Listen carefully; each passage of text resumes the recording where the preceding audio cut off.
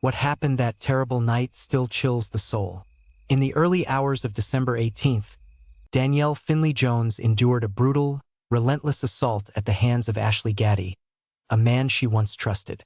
With savage fury, he struck her repeatedly, fists pounding her face, fracturing her nose, jaw, and cheekbone, destroying an eye, and causing severe brain hemorrhages. He pinned her down, muffled her cries by covering her mouth, and delivered blow after blow until she lost consciousness. But the violence did not cease there. Before we dive deeper into this tragic story, please make sure to subscribe and like so you won't miss any updates on cases like this. Now, let me take you back to where it all began and unravel every detail, piece by piece. Dannielle Finlay-Jones was born on October 20th, 1991, in Cranebrook, Western Sydney.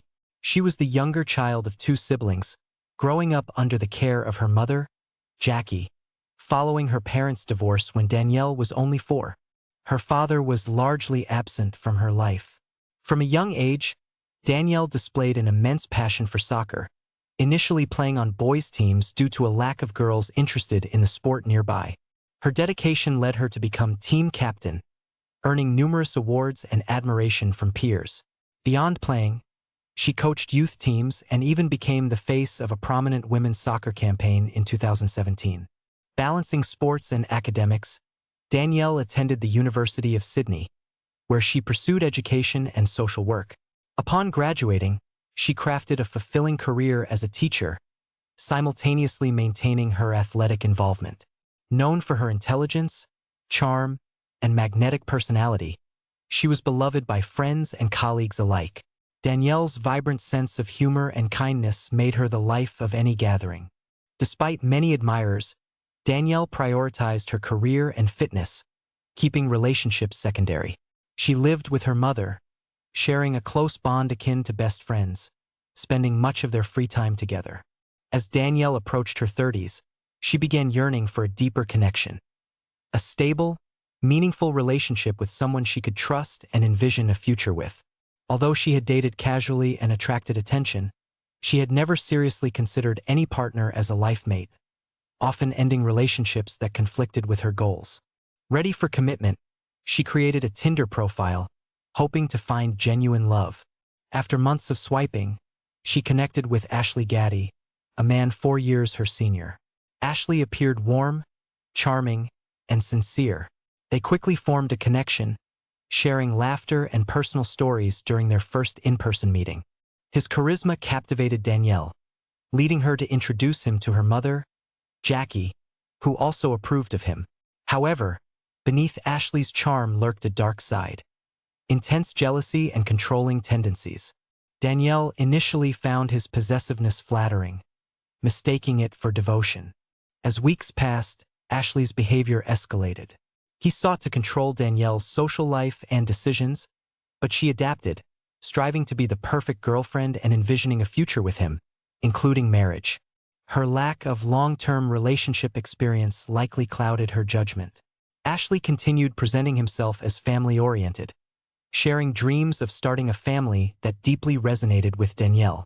Friends noticed Ashley's alarming mood swings and erratic outbursts, warning Dannielle, who dismissed their concerns caught up in her emotions. After about a month, Dannielle introduced Ashley to a wider circle of friends during a lively night at a city bar. Ashley behaved politely, appearing the ideal partner. However, a seemingly innocent game triggered a devastating turning point. When Dannielle admitted to having had a one-night stand, Ashley exploded in rage, publicly humiliating and yelling at her. Though stunned, Dannielle attempted to calm him, but he stormed out, later bombarding her with angry messages. Despite the public scene, Dannielle returned to the group with Ashley as if nothing had happened, though an uneasy tension lingered. Later that night, Dannielle and Ashley stayed overnight at a friend's house. Around 3 a.m., faint thuds and muffled cries emerged from the guest room, but were dismissed as intimacy. By morning, Dannielle and Ashley had not emerged. When checked on, the room was eerily silent. Beneath a blanket on the floor lay Dannielle's lifeless, brutally beaten and strangled body. Ashley had vanished, escaping through a partially open window.